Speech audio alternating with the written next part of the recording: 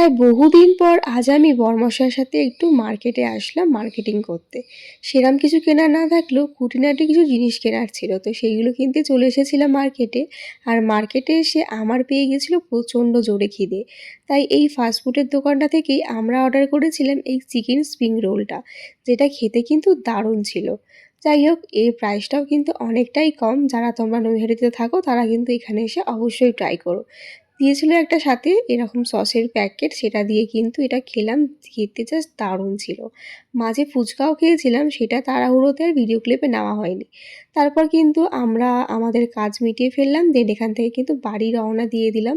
আর এদিকে বাড়ি এসে আমি ওভেনে বসিয়ে দিয়েছিলাম কেক, কারণ কালকেই ছিল আমার একটা স্পেশাল মানুষের কিন্তু আমার এই বাড়ি এসে তাড়াহুড়ো করে বানানো এই বার্থডে কেক।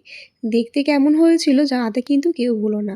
তাহলে চলো আজকের মতন টাটা, দেখা হচ্ছে আবার কোনো নতুন মিনি ব্লগে। ভিডিওটা কেমন লাগলো জানাতে কিন্তু কেউ ভুলো না। টাটা সবাইকে, সবাই খুব ভালো থেকো।